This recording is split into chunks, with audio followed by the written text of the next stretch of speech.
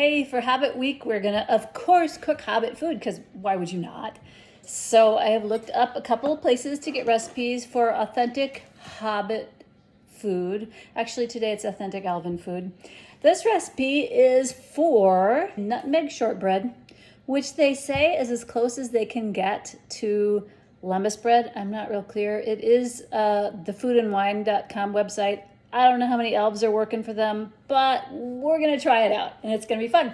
I've already turned on the oven. First thing says to heat the oven to 325. I've already done that. I've already measured most of my ingredients, so we don't have to mess with all that. So, supposed to whisk together 1 1/3 cups flour and 3/4 teaspoon of nutmeg, which is actual, like you see that, an actual nutmeg. I've never worked with that before, but I'm supposed to actually grate it. So I'm gonna do that right here for you so you can see nutmeg being grated. I didn't pre-measure this one because it's kind of cool and fun.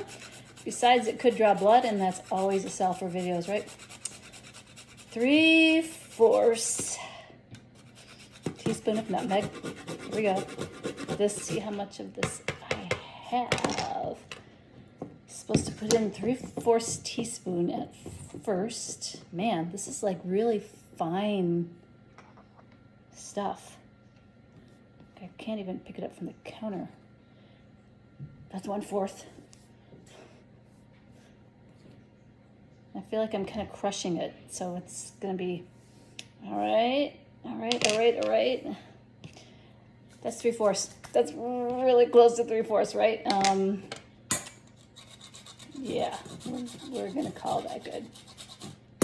That seems like 3/4. All right, whisk them together. Cute little whisk. Do that. With your fingers, rub in the butter completely until the mixture is the texture of sand. You know what? At my house, we don't do that. Because why would God have given us food processors if we weren't supposed to use them to cube in cold butter? So that's what we're going to do. Whole stick of butter in 1/4 inch cubes, more or less. We're going to cut it up as quickly as we can. Put it in the food processor. Get it ready to roll. I won't be able to talk while we're doing this, but maybe I'll be able to bring the camera over here so we can, I don't know, see it. That's exciting. Here we go.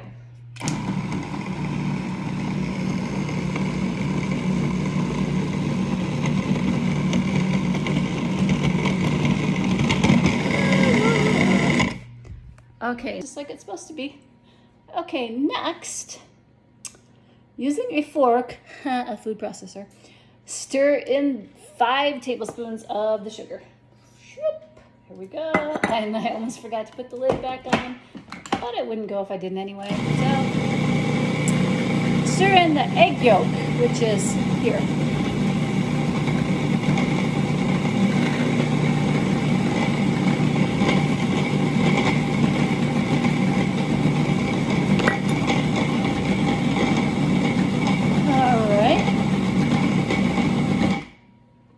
Supposed to press the mixture into a pan that I have already prepared, which I haven't.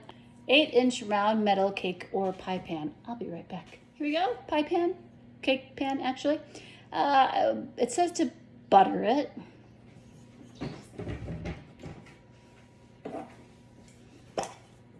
Yeah, this is how we butter pans in our house. And press this into it. This is super easy, guys. So easy. Kind of use my fingers and make sure it really is mixed up. Yep, that's really well mixed up, actually. Food processor comes through again. All right. You know, I missed the part where it said knead the dough about 12 times until it just holds together. I didn't do that. Press the dough in. With a small sharp knife, mark 8 wedges halfway into the dough. You can see that I just definitely read all those before I started. Another plug, my Cutco wonderful knives. Here we are cutting it like a pie in 8 pieces, which are more or less even. With a fork, prick the dough every ½ inch or so.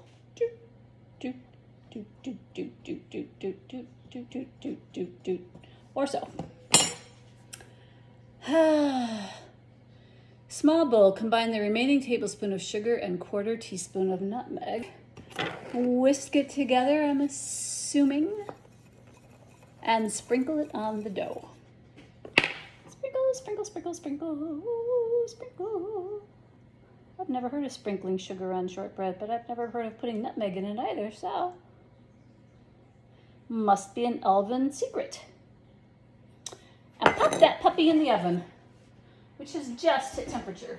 Whoop, without the butter wrap on the bottom of the pan. Bake in the middle of the oven until golden, 50 to 55 minutes. Let cool slightly. Man, it's almost my bedtime and I have to cook this for an hour. I'll be back to you when it's done to tell you how good it is. Okay, it is out of the oven. Came out of the pan rather crumbly, as shortbread is wont to do, but I have to say, it tastes pretty good.